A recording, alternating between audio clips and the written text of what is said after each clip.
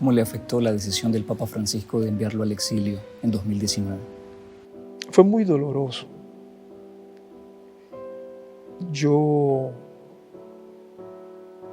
discutí con el Papa Francisco largamente. Yo tuve el valor de decirle: lo que no entiendo, Santo Padre, es que usted esté salvando al pastor en vez de salvar a las ovejas. ¿Cómo habita usted una patria que le han arrebatado y despojado por decreto? La patria va en el corazón y yo amo Nicaragua.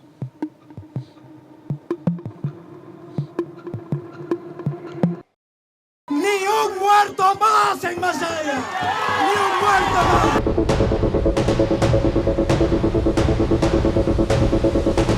Nicaragua va a resucitar. En la Sagrada Escritura, la realidad de la opresión, de la esclavitud, de la injusticia, está más presente de lo que uno piensa. El faraón sigue existiendo. ¿Cuál es el primer lugar que usted desearía visitar una vez que regrese a una Nicaragua libre? Masaya.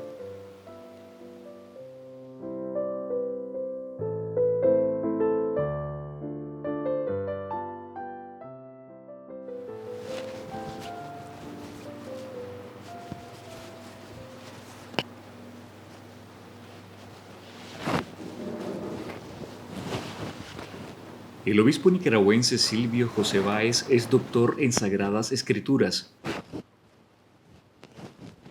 Es exégeta, traduce y contextualiza textos de lenguas antiguas de la Biblia.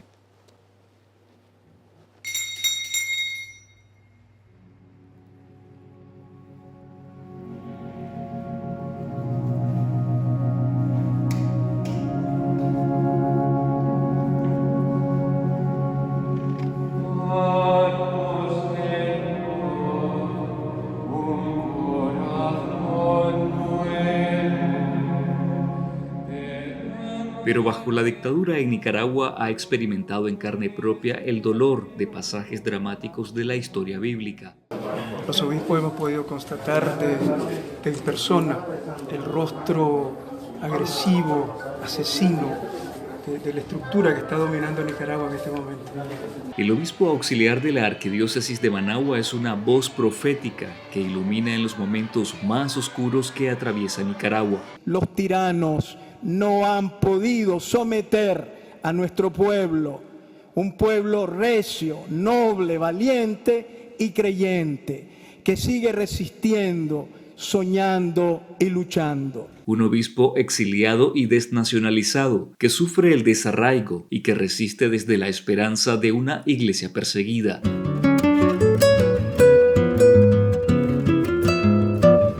Silvio José Báez Ortega nació en Masaya, Nicaragua, el 28 de abril de 1958.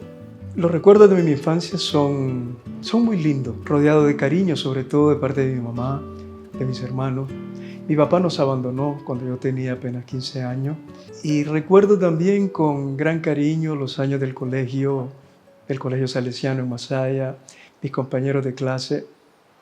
Recuerdo mi infancia como un tiempo que me dio seguridad en la vida y un hombre capaz de esperar siempre y de luchar y de confiar en las cosas que puedo hacer.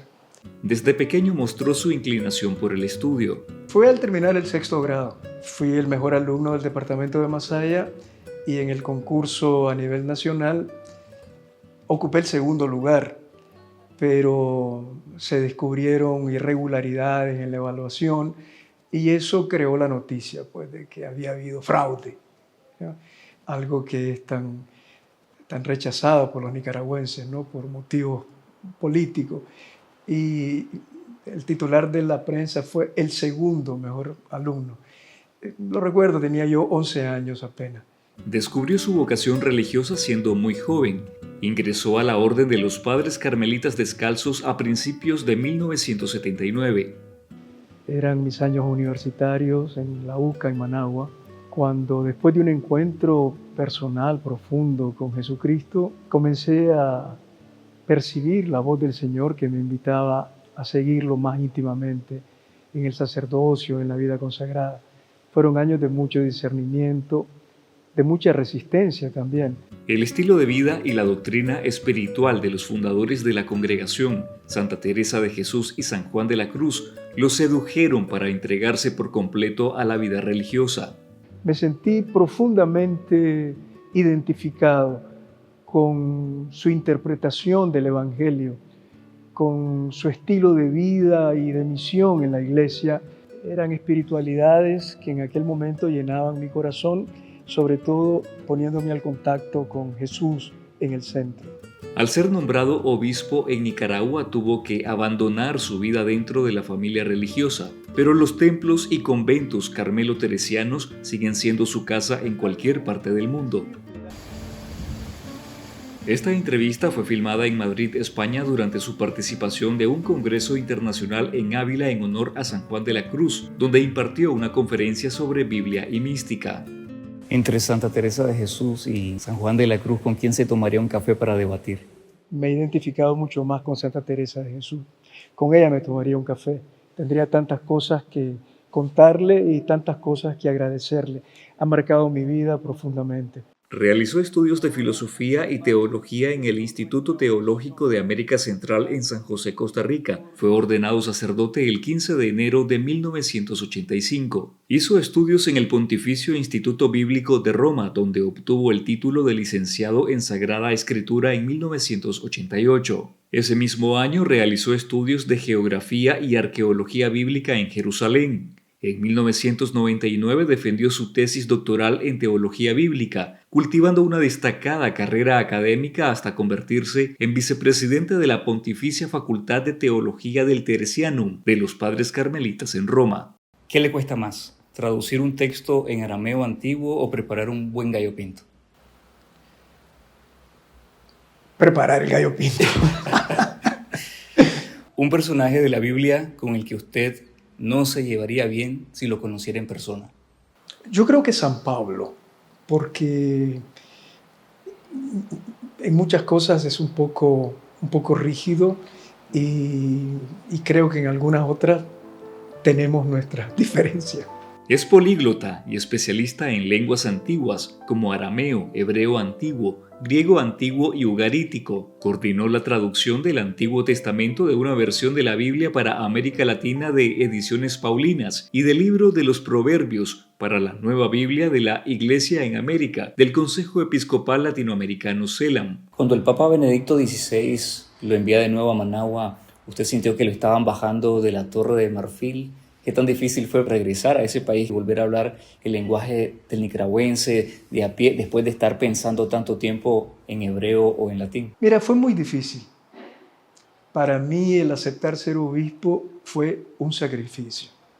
Renuncié a las cosas que yo más quería, ¿no? Como el vivir dentro de mi familia religiosa de los carmelitas. Por otra parte, era mi mejor momento en Roma. Después de años de estudio comenzaba mi época de investigador, de profesor, ya tenía algunos años y creí que mi vida iba a continuar en Italia o en Europa, ¿no? En aquel momento fue renunciar a todo eso. La imagen que me hice en mi mente y en mi corazón fue la imagen del joven rico del Evangelio, que cuando Jesús lo invita a seguirlo y lo invita a que renuncie a todo lo que tiene y lo dé a los pobres, no fue capaz. Y dice el Evangelio, dio la vuelta triste. Y yo me dije a mí mismo, ante esta invitación del Señor y de la Iglesia a asumir el ministerio episcopal, yo no quiero dar la vuelta triste. Y asumí el reto y no me arrepiento. El obispo Báez volvió a Managua después de 30 años residiendo principalmente en Europa, aunque viajaba con frecuencia de visita a Nicaragua. Fue presentado ante los fieles como obispo auxiliar de la arquidiócesis el 9 de abril de 2009. Tenía que ir a cada parroquia con un mapa en la mano. No había GPS en aquel tiempo. Tenía que ser un mapa de cartón y descubriendo las parroquias a las que tenía que visitar como obispo, porque ni siquiera conocía dónde quedaban las parroquias. Y a la parroquia que llegaba, lo primero que decía era: yo soy Silvio José Báez, soy el nuevo obispo auxiliar de Managua, soy nicaragüense. Y la gente así me empezó a conocer. Pero yo llegué como un desconocido a un país que me resultaba también desconocido, ¿no? ¿Qué tan diferente fue el país que dejó en ese año, a los 19 años, con el país que encontró al volver a Managua cuando se le nombra obispo auxiliar de Managua en 2009? Siempre estuve pendiente de lo que ocurría en Nicaragua. Cuando regresé al país, creí que me iba a encontrar un país en donde se respetaba el pensar diferente. Creí que me iba a encontrar un país en donde había tolerancia. Creí que habíamos erradicado la violencia para siempre. Creí que habíamos aprendido de lo vivido tan dolorosamente en los años 70, 80. Sin embargo, mi primera impresión cuando llegué a Nicaragua fue como que llegué a una jungla donde todo el mundo peleaba. ¡A la represión! ¡Queremos la pensión! En nombre de Dios, no creen más tensión, esa música a alto volumen, cuando hay gente aquí que está sufriendo, herida, hemos visto muchachos golpeados, ancianitos que están con la presión alta. Desde nuestros principios cristianos, socialistas y solidarios es que estamos acá, respaldando la lucha justa. Sí, pero este no es modo, ancianos, este no es modo de hacerlo. No estamos, porque con esa música y esas camisetas del gobierno no están contribuyendo a la paz. O sea, seamos serios porque aquí no somos tontos tampoco. Aquí no nos van a engañar. Entonces, ¿contribuyan a la paz o se ponen en contra de la paz? Están creando tensión. Estamos aquí. Muchachos, les hemos hablado al corazón. No, gritando eso no la van a conseguir. Cálmense, que así le gritaron a Juan Pablo II también. Y la primera que quiere la paz es la iglesia. Lo digo. Desde sus primeros años de vuelta en Nicaragua, su voz sacudió a la opinión pública con exhortaciones de denuncia en contra de la opresión del poder y llamó a cambios profundos en el país a la luz de la justicia, del evangelio y la doctrina social de la iglesia. Me di cuenta que quienes tenían el poder estaban de alguna manera ya construyendo los pasos para eternizarse.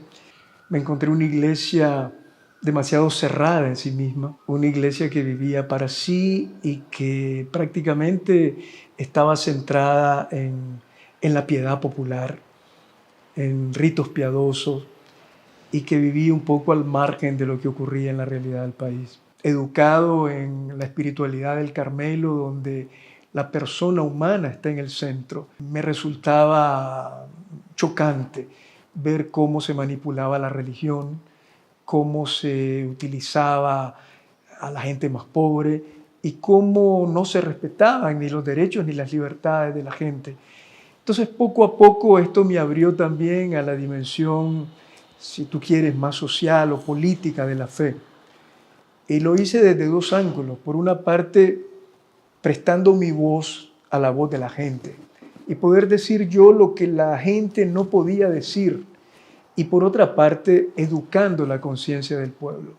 Yo viví y vivo todavía orgulloso de mi pueblo. Creo que es un pueblo luchador, trabajador, pero sobre todo es un pueblo bondadoso. Tenemos muchos defectos y hemos cometido muchos errores en la historia, pero el nicaragüense es una persona bondadosa. El nicaragüense se siente identificado con la iglesia, ama a la iglesia y se siente parte de ella. Yo me encontré con un pueblo profundamente creyente que me acogió con un gran cariño y yo me entregué de todo corazón. Me entregué completamente a escuchar a la gente, a visitar las zonas donde prácticamente nunca había estado un obispo. Visité zonas lejanísimas del centro de Managua. La vida me llevó por las aulas y por la investigación, sobre todo en Europa, pero realmente el motivo por el que yo estudié Sagrada Escritura fue por compartir con el pueblo de Dios la Biblia. Y esto lo pude realizar hasta que volví a Nicaragua.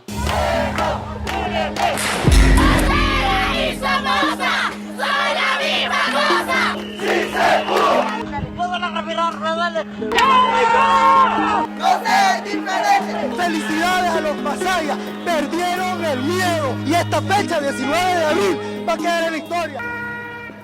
Yo quisiera agradecerles en nombre de la iglesia, porque ustedes son la reserva moral de este país. Gracias porque ustedes han despertado a esta nación. Durante el estallido social de abril de 2018 y la brutal represión de la dictadura, el obispo Báez respaldó la protesta pacífica de la población. No caigan ante las intimidaciones, no se dejen llevar nunca por la violencia. Su protesta es justa y la iglesia los apoya. No solo los apoyamos, sino que los instamos, los animamos a que no cesen en su protesta por una causa justa. En las primeras horas de la represión, la tarde del 18 de abril de 2018, el obispo Báez hizo un llamado público a Daniel Ortega y Rosario Murillo. Hago un llamado a Daniel Ortega y a su esposa para que detengan la violencia y la represión. No pongan en peligro la paz del país. Sepan escuchar, dialoguen, tengan la madurez de rectificar tantos errores por el bien de Nicaragua. Sean sensatos. La exhortación del obispo nunca fue escuchada y la represión provocó centenares de muertos, miles de heridos, centenares de miles de exiliados, miles de presos políticos y la profunda crisis política de la dinastía familiar Ortega Murillo. ¿Qué le hace pensar ese mensaje 8 años después? ¿Se puede llamar aún a la cordura? Ahora que lo leo, nunca lo había leído así como ahora, me parece que ha adquirido más actualidad todavía. Yo se lo repetiría de nuevo en su cara, lo mismo que les dije hace 8 años. Sean sensatos. Una de las características más trágicas de esta dictadura es la irracionalidad. Junto a la irracionalidad está la crueldad, pero la irracionalidad de este sistema es escandaloso. Su defensa de las víctimas le ha costado persecución y destierro, como a los profetas del Antiguo Testamento. Cuando tú estudias en la Biblia la figura del profeta, te das cuenta que el profeta es ante todo un hombre que vivió una profunda experiencia de Dios, del Dios que es amor, del Dios que, como dice el Salmo 11, es justo y ama la justicia. Y a partir de esa experiencia de intimidad y de profunda experiencia personal de Dios, el profeta empieza a ver con los ojos de Dios, a escuchar con los ojos de Dios. Yo le decía ahora a la gente en el Congreso que el profeta místico es aquel que escucha, por una parte, en el silencio, la íntima voz de Dios en el corazón, pero por otra parte escucha también el doloroso grito de los pobres desde la historia. Son dos voces que se conjugan en el corazón del profeta. El grito del pobre que clama justicia y la voz del Dios de los pobres que en tu propio corazón te invita a ver la realidad con los ojos del pobre, del oprimido, de la víctima. Entonces el profeta no es el que adivina el futuro.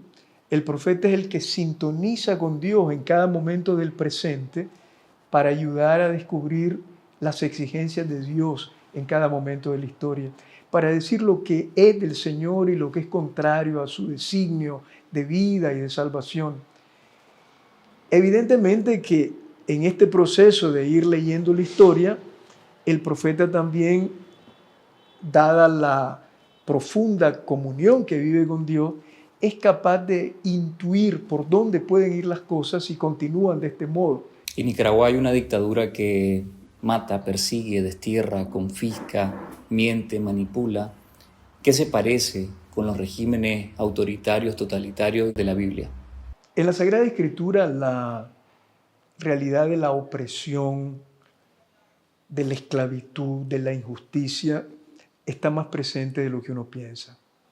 Solamente bastaría imaginar que la historia del pueblo bíblico comienza con un estado de opresión, donde hay un faraón que decide quién vive y quién muere, y que tiene sometido al pueblo a la esclavitud y se hace servir de ese pueblo para sus propósitos de enriquecimiento y de grandeza.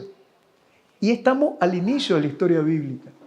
Y en esa situación, dice el libro del Éxodo con una gran sencillez, Dios baja.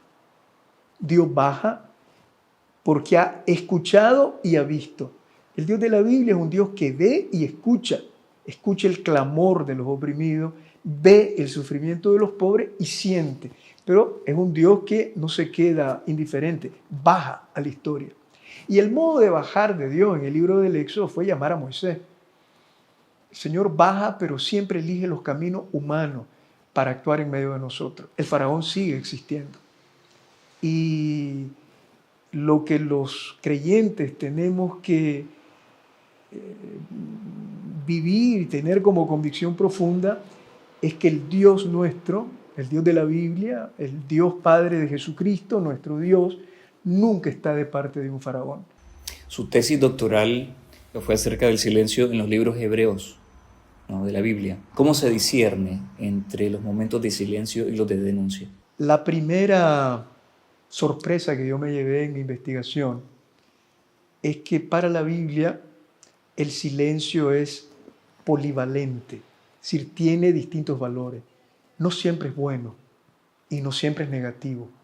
Lo importante es tener criterios para saber cuándo un silencio es positivo y cuándo un silencio es negativo y dañino. Yo pude llegar a la conclusión que el silencio es positivo cuando favorece la comunicación, cuando ayuda a la comunión, cuando acerca a las personas. Y el silencio es dañino cuando destruye al otro, cuando fractura la comunión, cuando crea división, cuando es manifestación de exclusión y de odio. Entonces, siempre que callamos hay que preguntarnos por qué callamos. El que calla por miedo, este silencio es negativo. Pero el que calla porque está escuchando a otro con interés, ese silencio es positivo, crea comunión. Y en la Biblia el silencio aparece con esta ambivalencia que puede ser positivo o negativo. Lo ideal es continuamente preguntarse por qué callamos. ¿Y cuál es el silencio que se impone hoy en Nicaragua y en la iglesia? ¿Es el silencio de la censura y la autocensura, o es el silencio de las víctimas, o el silencio de Dios? Fíjate que en el Antiguo Testamento aparece ya este silencio. El profeta Amós habla de cómo los poderosos de su época, estamos hablando en el siglo VIII a.C., imponían silencio al que defendía al pobre en la puerta de la ciudad. La puerta de la ciudad era el lugar donde se realizaban los juicios, las querellas, las demandas, y había ahí gente sabia, gente valiente, gente de fe que defendía a los pobres. Entonces, el sistema opresor del Reino del Norte en el siglo VIII obligaba a callar, y Amós condena esa actitud de hacer callar. Este es uno de los silencios más negativos que existen. Cuando el silencio te viene impuesto, ese es uno de los silencios más mortales y más dañinos que hay. Porque si hay algo que dignifica a la persona humana es la palabra. A tal punto que Dios quiso ser palabra. Creó el universo con su palabra, y en la plenitud de los tiempos la palabra se hizo carne. Jesús es la gran palabra de Dios. Por eso, obligar a callar, quitarle la palabra a un pueblo, a los medios de comunicación, a las personas, tener a un pueblo sometido por miedo, es uno de los crímenes más tremendos contra la dignidad humana y contra el proyecto de Dios. Este silencio es uno de los silencios más horrendos de la convivencia humana, el obligar a callar a una persona. ¿Hay silencio negativo en la iglesia? Desgraciadamente sí. Desgraciadamente sí, lo ha habido y lo hay. En Nicaragua hay 4 obispos desterrados, incluyendo al obispo Báez. Más de 300 sacerdotes y religiosas han sido forzadas al exilio. La dictadura ha confiscado decenas de bienes a la Iglesia Católica, vigila los templos y prohíbe las actividades religiosas en las calles. Es el costo que ha pagado la Iglesia Católica por acompañar a las víctimas de la represión, denunciar la injusticia y por promover un diálogo nacional en 2018. En la Iglesia existe el silencio negativo de el callar para no tener problemas, para no tener dificultades con los grupos de poder, con el sistema establecido, con el poderoso de turno. Lo más fácil es callar. Y la Iglesia cae en esta tentación cuando calla. Estamos llamados como comunidad de Jesús a ser una comunidad valiente, transparente, una comunidad de la palabra. No somos una comunidad del silencio. Ahora, en la iglesia existe el silencio positivo también, el silencio de la oración, el silencio de callar toda palabra humana para escuchar al Señor. ¿Dónde está Nicaragua hoy en el espejo bíblico? ¿Es el Éxodo? ¿Es Lamentaciones? ¿Es el Salmo 137 y el gran canto del dolor en el exilio? ¿O Nicaragua ya está en el Calvario crucificada? La situación de Nicaragua es tan compleja que yo creo que hay muchos iconos bíblicos que se pueden aplicar y se pueden utilizar como inspiración para leer lo que se vive en Nicaragua. Creo que uno de los iconos bíblicos que se ajustan mejor a la situación de Nicaragua es la situación del exilio en Babilonia. El exilio no es solamente estar fuera de la tierra, uno puede estar en la misma tierra y estar exiliado. Si estás fuera de la historia, si no cuentas en la construcción de tu país, si estás relegado por tu forma de pensar, de alguna manera estás exiliado. Entonces, el exilio como categoría bíblica creo que se vive en Nicaragua. El exilio, que es una categoría muy cercana a la muerte, porque el exilio en cierta manera es morir. En la Biblia se muestra que depende de uno si el exilio se vuelve un nuevo inicio. También está el icono de la cruz. Yo en mis últimos días en Managua dije una frase que muchos la recuerdan: un pueblo crucificado siempre resucitará. Porque el icono pascual de la cruz nos vuelve a mostrar lo mismo del exilio, ¿no? Para Dios no hay un momento final en el que se acaba todo. Siempre puede brillar una nueva luz en la oscuridad. Vamos a tratar de rememorar algunas escenas del 2018. Quiero recordar uno de los mandamientos de la ley de Dios: ¡no matarás!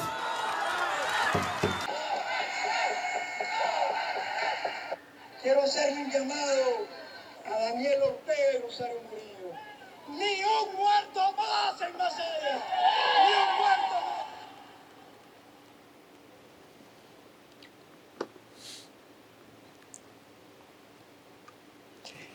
Imposible olvidar.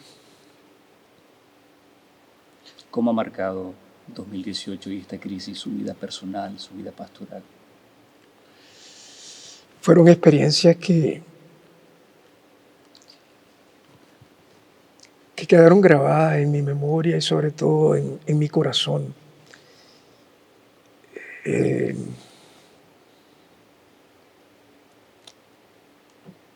Recuerdo ese día cuando llegamos a Masaya, a tratar de evitar una masacre. Gracias a Dios lo logramos, ¿no? La policía y los paramilitares no entraron en ese momento.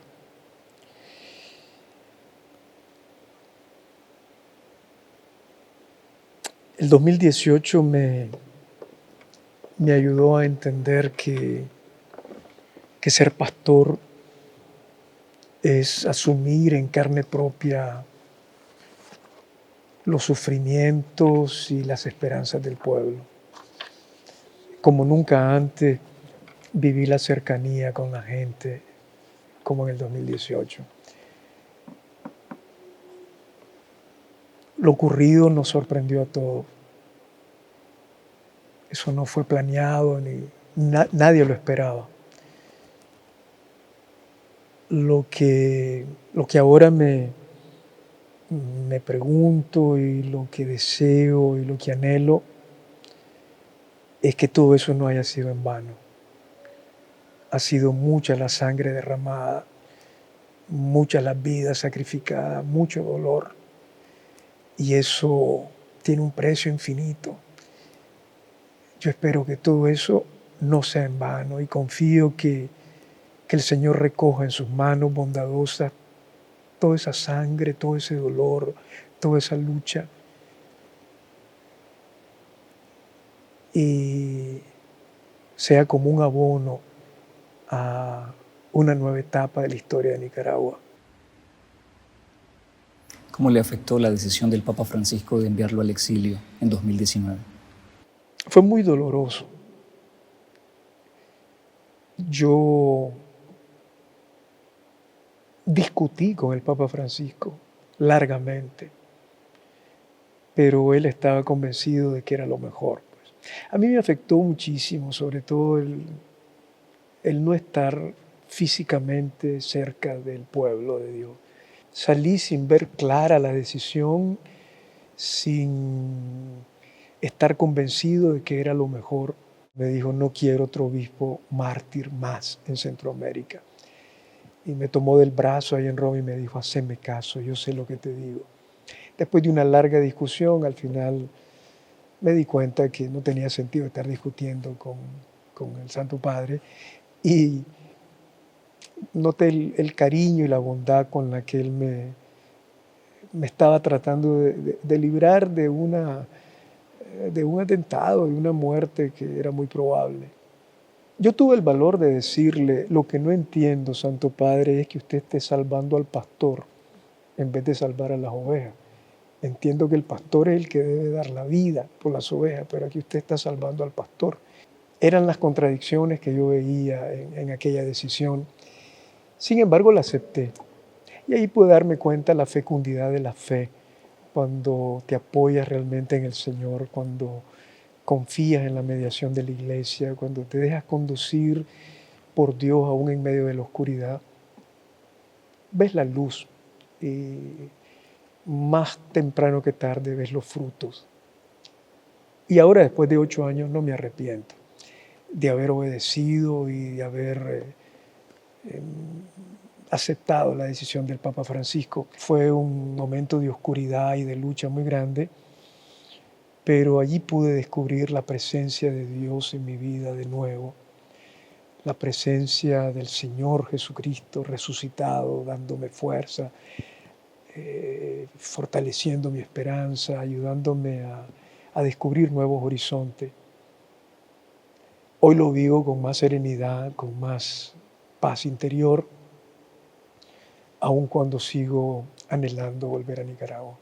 ¿Cómo vivió desde el exilio el cautiverio de Monseñor Rolando Álvarez? Sufrí muchísimo lo de toda la tragedia que vivió Rolando en Nicaragua. Y me queda la satisfacción de que aparte de acompañarlo en oración todos los días, de encomendarlo al Señor para que le respetaran su dignidad, para que no sufriera en la cárcel y para que fuera liberado, también hice todo lo que estaba a mi alcance. Alcé mi voz en distintos estados de los Estados Unidos, en diferentes medios de comunicación, incluso hablé con el Papa Francisco muchas veces. O sea, hice todo lo que estaba a mi alcance por lograr su libertad. Gracias a Dios nos hemos podido encontrar 3 veces, ahora que ya está libre, y me da mucha alegría ver a Rolando en libertad y viviendo su ministerio y gracias a Dios recuperándose del todo después de una tragedia tan grande. Después de su salida de Nicaragua a un exilio forzoso, el obispo estableció su residencia en Miami, Estados Unidos, en 2020.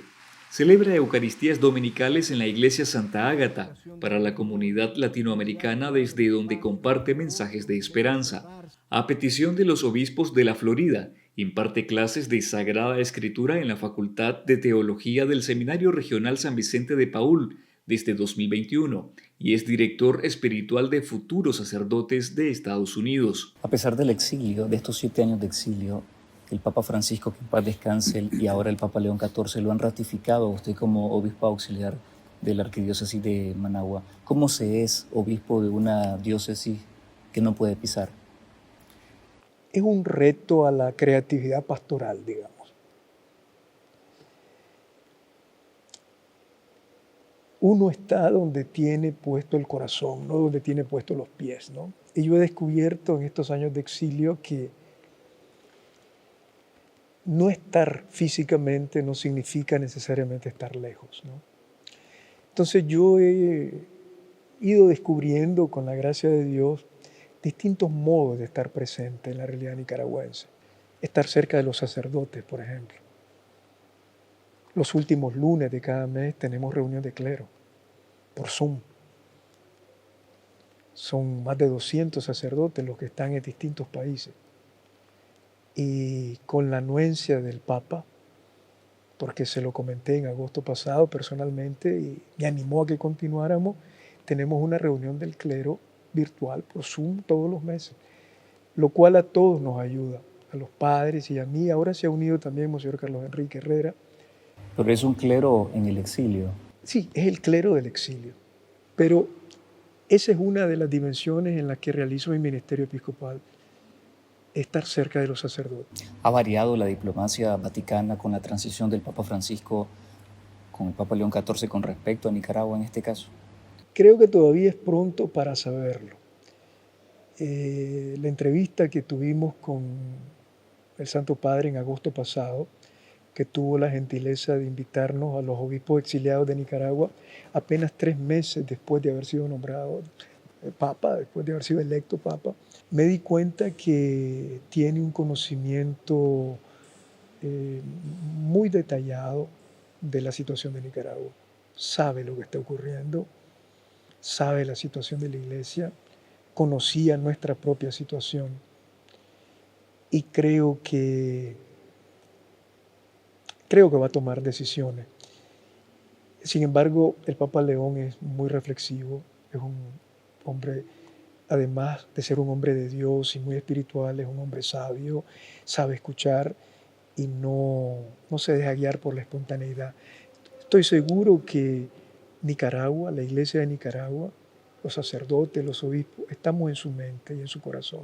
Usted ha dicho que un profeta provoca crisis y que llama las cosas por su nombre. ¿Ha tenido miedo usted de nombrar y llamar las cosas por su nombre? Sí he tenido miedo en algunos momentos. Pero me he ido dando cuenta que lo importante no es no tener miedo. Lo importante es que el miedo no te paralice, no te calle, no te aísle. Hasta cierto punto, muchas veces el miedo puede ser positivo si te hace prudente, si te permite ver las cosas a distancia. A veces el miedo nos ayuda también a percibir con más claridad las cosas. Lo importante es que no te condicione. ¿Cuál es el primer lugar que usted desearía visitar una vez que regrese a una Nicaragua libre? Más allá. ¿Cómo habita usted una patria que le han arrebatado y despojado por decreto? La patria va en el corazón. Y yo amo Nicaragua.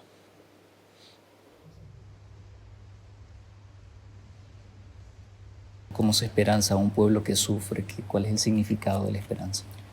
Mira, la fuente mayor de la esperanza es la fe en Dios. La esperanza no es un optimismo superficial. La esperanza se funda en la honestidad con la realidad. Y precisamente cuando se cierran todos los caminos, cuando todo parece oscuro, la fe en Dios te da una fuerza interior para decir, no todo se ha terminado. Es posible un nuevo inicio y más luminoso. Que el desánimo, que la tristeza, que el miedo no nos bloquee, no nos encierre, no nos haga bajar los brazos ni callar la voz. ¿De qué y de quiénes depende un cambio? El cambio en Nicaragua depende del pueblo de Nicaragua, especialmente el que está dentro del país. Yo tengo una gran esperanza y una gran confianza en los nicaragüenses que están dentro del país. Y creo que el auténtico cambio va a venir de dentro. ¿Y cómo sueña usted Nicaragua? Una nueva Nicaragua en donde podamos compartir nuestras ideas y nuestros bienes sin temor y en modo solidario y justo, en donde podamos construir una patria en donde nadie se siente excluido, en donde pensar diferente no sea un delito, en donde entre todos construyamos un país en el que haya verdadera paz fundada en la justicia social. Y creo que es posible. Estoy seguro que lo vamos a lograr. Gracias, Monseñor.